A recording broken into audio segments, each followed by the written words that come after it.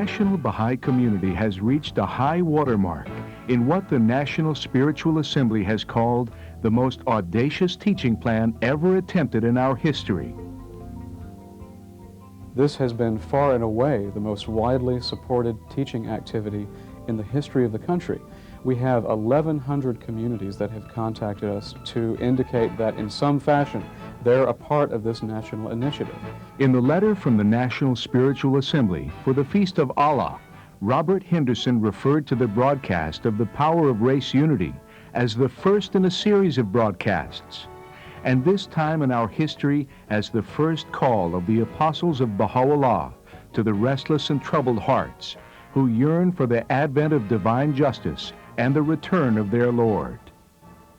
You just know you're sitting right on the verge of something really thrilling and a new era in the Baha'i faith.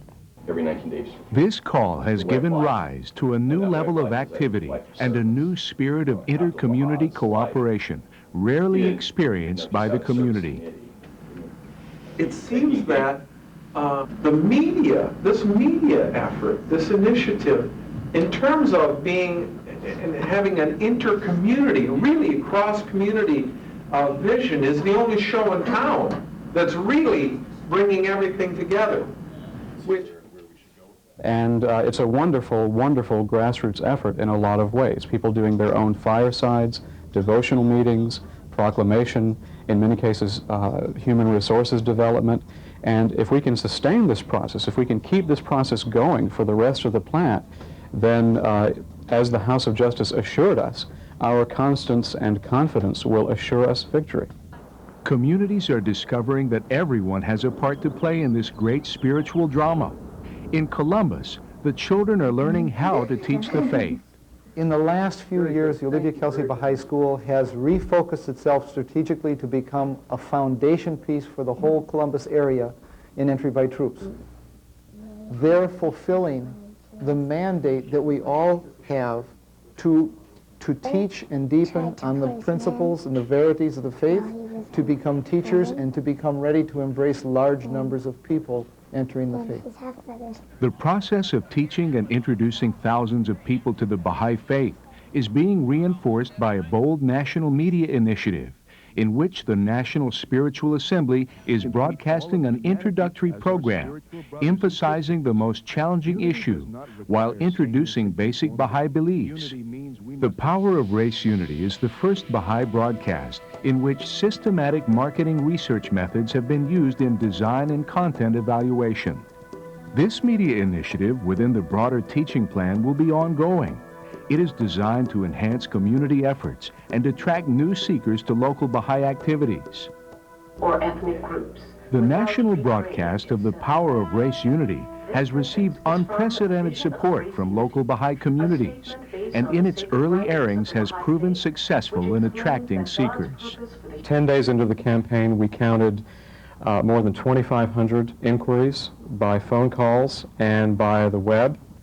And in addition to this, through a polling of the communities around the country, we projected that about 3,000 non-Baha'is have already attended meetings that were arranged by the Baha'is. And so really, what we're talking about is 5,000 to 6,000 people who have either inquired about the faith or come to a meeting, all in the first 10 days of the campaign, which is really a stunning success. This last Wednesday, after it ran again, we got another call, and I called back immediately to the individual. She was very excited, very interested. She asked if we had dues, and she asked how to join. She wanted to know what our calendar was. She asked me, I told her that we had a declaration card. She asked me to include that in our response to her. She wanted a copy of our Bible, and I explained to her that I would include some of the Baha'i writings in with what we sent to her. The National Teaching Committee and the Office of Public Information prepared public information resource packs, including a cassette tape of radio spots and ad slicks to run in newspapers and other tips to maximize the local impact of the broadcasts. The American Baha'i printed special media campaign pullout sections with specific instructions for communities and individuals. Local telephone numbers were hooked up to the national 1-800-22-UNITE number. Meanwhile, local volunteers were trained to respond to the seekers' calls, and information packets were prepared and sent. The Baha'i Distribution Service certainly felt the full effect of the National Teaching Initiative. Over 2,000 copies of the video, Power of Race Unity, have been sold already to the Friends. During the first 3 weeks of March, BDS shipped over 17,000 copies of the Baha'is magazine and 17,000 copies of the Vision of Race Unity pamphlet by the National Spiritual Assembly. Baha'i communities have been creative and energetic in carrying out a wide range of teaching and proclamation activities in conjunction with the broadcast of the Power of Race Unity. In Austin, Baha'is enlisted help from all over Texas for their Unity of Mankind March and Rally. Baha'is around the country boldly invited their communities to view the Power of Race Unity. Lisa Schodeman passed out invitations on the steps of the Ohio State Capitol.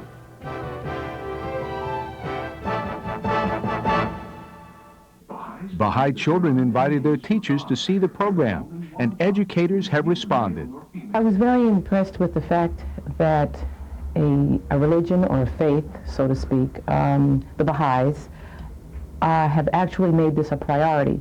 When Velma Whiteside saw the video, she decided that all the high schools in Westchester County, New York, should host Calling All Colors conferences, like the one that was started by Anissa Kentz and featured in the video. The assistant principal of Mount Vernon High School also worked with the local Baha'is to get the Power of Race Unity aired on their local cable channel. Because you've put this film out and you know, you've tried to get it across to as many people in this country as possible, and I applaud you for that. It's very important, and I also applaud you for making this one of the basic concepts, the premier concept of your faith, race unity. I mean, that's what we're all here for. Baha'i communities sought out like-minded groups in a spirit of unity and purpose. In several cities, the Baha'is presented the video to city officials. The broadcast of the Power of Race Unity was on the Odyssey Network, a progressive interfaith cable channel. Personnel at the network were enthusiastic about the quality and nature of the program, and stated that running the program fit their desired audience of urban women in the baby boomer age range. Odyssey is a channel devoted to, much like the theme of the Baha'i program and the Baha'i faith, religious and racial unity through diversity. Additional programs are in planning and production at this time, and plans are being made for ongoing broadcasts over the remaining 2 years of the plan. The National Teaching Committee will experiment with larger national cable networks, such as Black Entertainment Television and the Lifetime Channel. During the first broadcast, hundreds of Baha'is invited their friends, teachers, and co-workers into their homes to share with them the first national broadcast of the Power of Race Unity. Level of attention that one would get from a video versus this live broadcast was totally different. People knew this is something important. The subject, of course, was very important, but I think that the fact that it was live broadcast and everyone knew that everyone else in the country is watching this. I'm Hindu, and Lynn was talking to me about the Baha'i faith, and we've become very, very interested. We live in a cynical world, I must say, but with the Baha'i faith, the more I learn about it, the more touched I am. It seems so real, and everybody I've met through the Manis really seems to believe these principles, not just to say it. So that's my exposure to the Baha'i faith.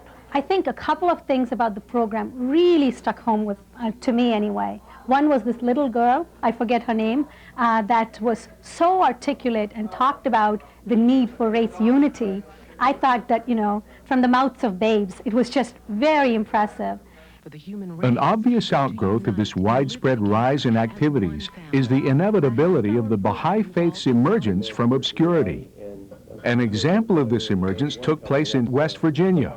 The Power of Race Unity was the lead story on the 11 o'clock news. As one group tries to move into our region with a white supremacist church, another is working to knock out racism. The language of hate versus words of peace. The Charleston Baha'i community hopes this will begin a serious dialogue to help end any racial problems. And the Baha'is believe that the best way to fight racism is to push the unity message. That's right. That's Jayla. The broadcast meant a lot to me. It was very special because I can see the end of what race unity will bring about. I think the 4-year plan has asked me to be more accountable for the quality of teaching that I do and for the intensity of the teaching that takes place in my life. As a person who's been raised in the Baha'i community of Iran and witnessed the persecutions that my family, my relatives, my countrymen, my fellow brother and sister faced, we know that this is not all going to waste. I mean, we see that this is as a result of all the sacrifices that the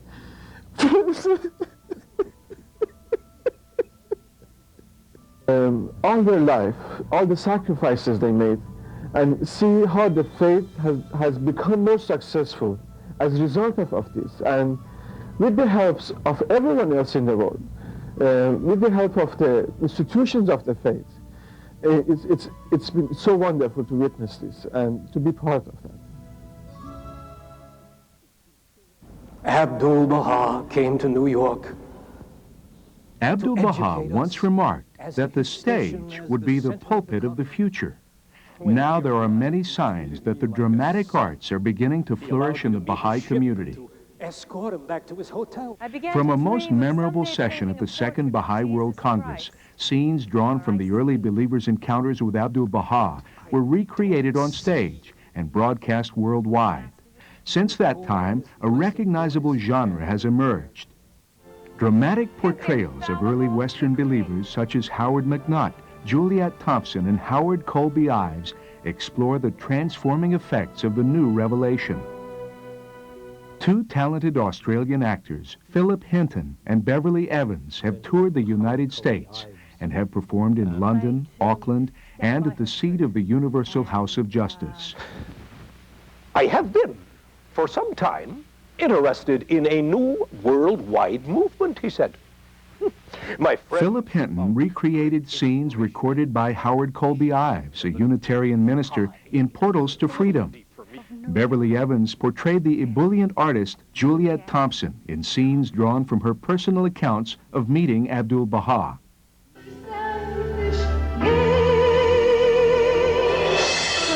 Marty and Wendy Quinn, together with their young daughter Caitlin, have developed a series of creative performance pieces. The Magic Bird and the Seven Valleys integrate original music, dance, drama, and visual arts to introduce people to the history and teachings of the Baha'i faith. Seen here in Taiwan, the family ensemble has performed in Belgium, Hungary, Germany, Canada, and the U.S. Early Baha'i women inspired new dramatic creations depicting the heroism of the East and the wholehearted devotion of the early Western believers. And he would take us one by one, and he would stand us up on... This adaptation of the moving story of a slave ship captain who wrote the much-beloved hymn Amazing Grace was performed here at the National Convention. The presentation has been staged for audiences throughout the New England states.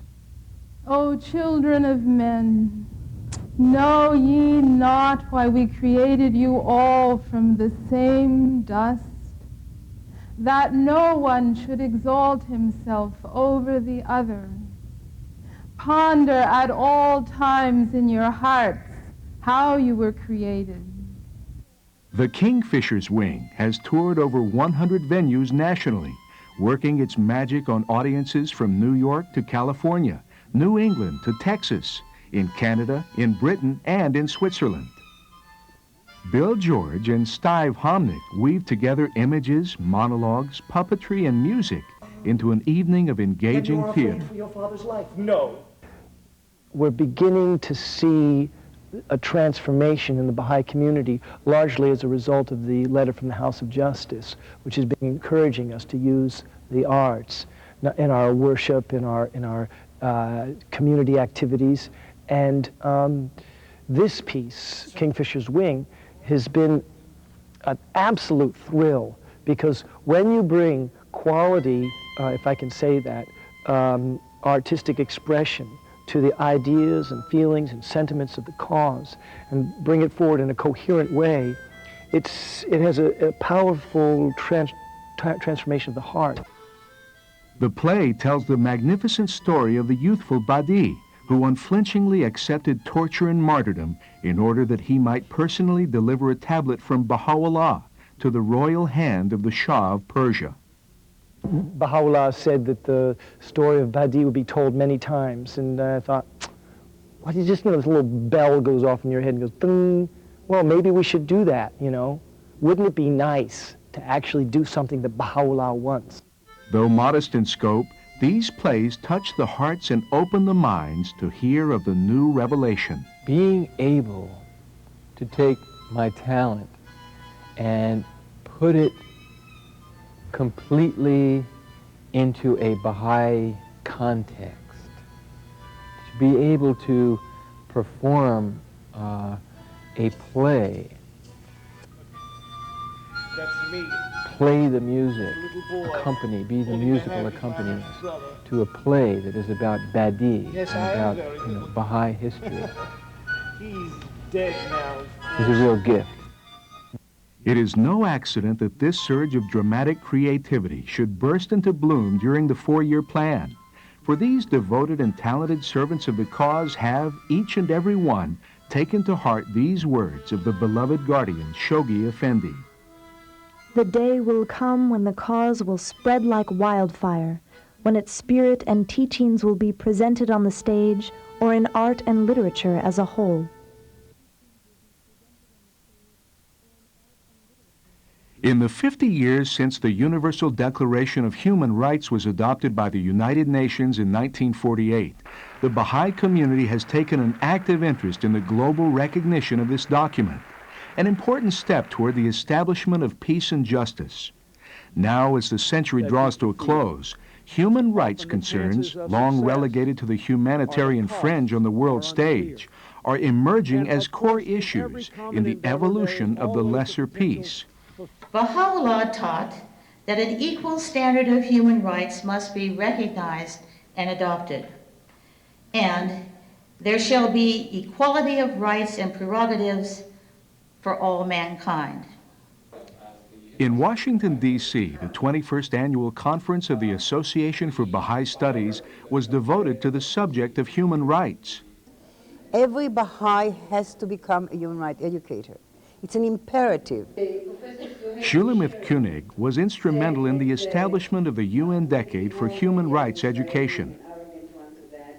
The importance of human rights education is for people to know that for the last 50 years, the United Nations, out of the cry and the struggle of people, have written a whole set, have recognized, established, ratified, pushed down to nations to take over, a whole set of norms and standards which really deal with every single injustice in the world.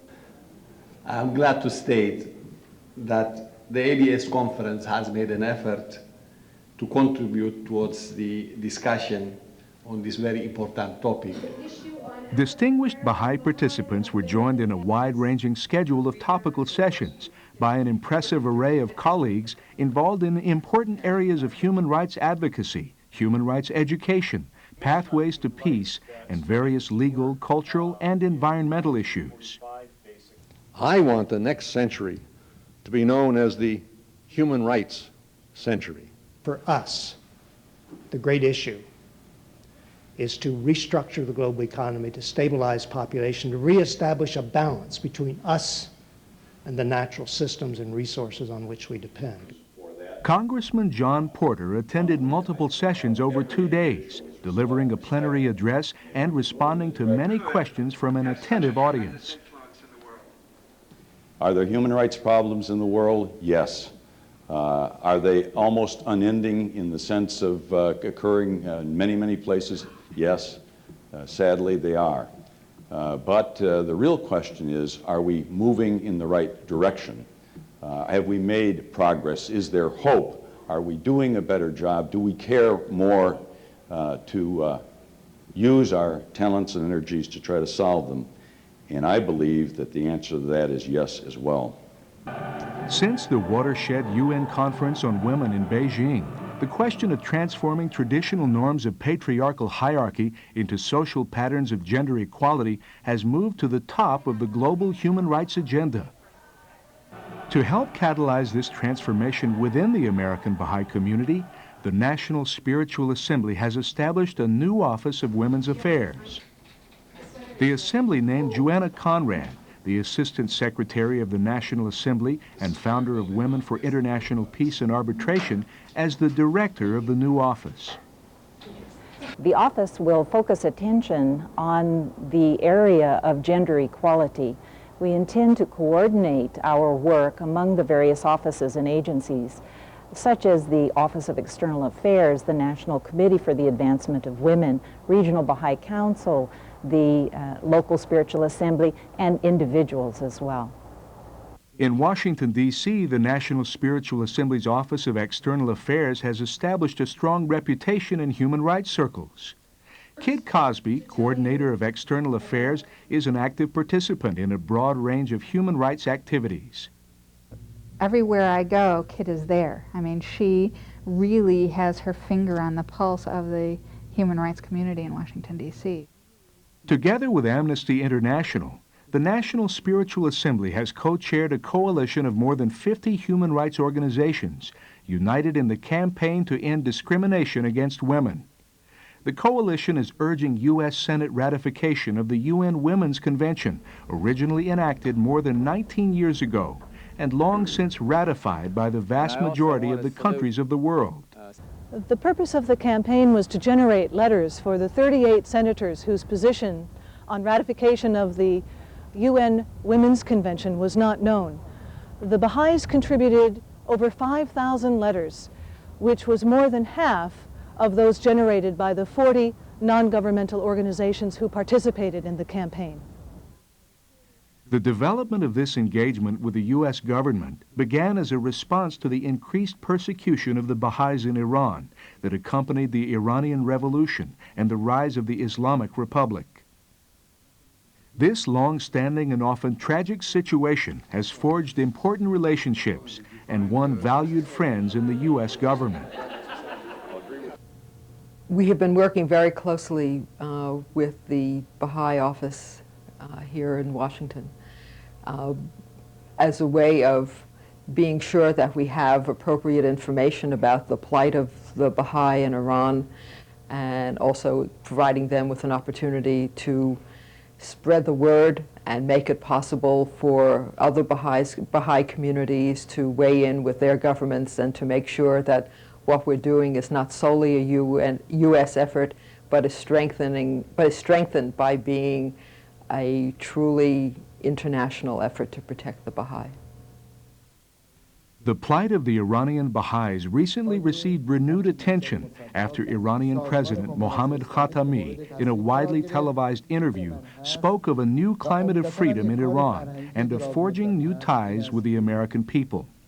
The National Spiritual Assembly responded with an open letter to the Iranian president, urging him to demonstrate this new spirit of goodwill by extending these freedoms to the Baha'i community in his country.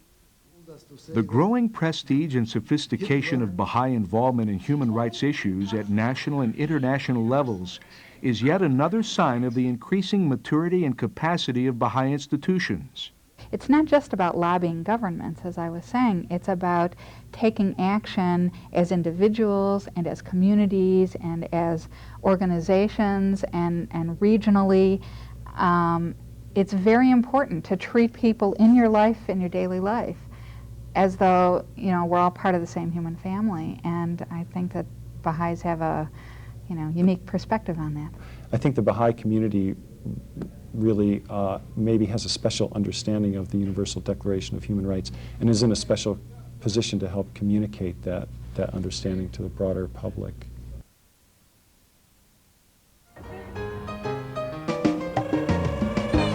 Nearly 700 youth from 22 countries and indigenous tribes gathered in Santiago, Chile to attend the first Latin American Youth Congress. Fully 18 members of the Continental Board of Counselors for the Americas attended the 6-day Congress, which received letters from Ruhia Khanum and the Universal House of Justice. This Congress will help facilitate that process of entry by troops. The continent is ripe for the youth to enter in great numbers into the faith. 4 national youth committees from Peru, Chile, Bolivia, and Argentina met 2 years ago in Santa Cruz, Bolivia, to begin planning the Congress. They corresponded through the internet to organize a major international gathering to mobilize a continental youth movement. Information displays described a variety of teaching projects in several countries where the youth were actively involved. On the first day, the youth concentrated on how to develop individual competencies and create personal plans of action to win the goals of the plan. Then, for 2 days, each youth joined one of 7 special interest working groups, consulting on the arts, teaching projects, training institutes, consolidation, use of the media, indigenous communities, and external affairs. Next, the youth from each country gathered separately to create their own national teaching plans, incorporating goals in each of the 7 subject areas from the preceding consultations. Finally, each nation's youth shared their plan with the Congress and counselors, committing themselves to the immediate implementation of their plans. The Guardian once said that for every hero and martyr of the East, there is a counterpart in the West. I believe that the youth at this Congress are a reflection, are a counterpart to Badi and to Tahiri. And I believe that they're going to rise and repeat the deeds that were performed in Iran by the Dawnbreakers, but they're going to do it here in the West, in the Americas.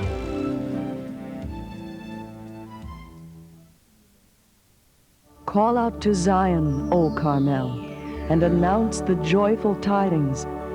He that was hidden from mortal eyes is come.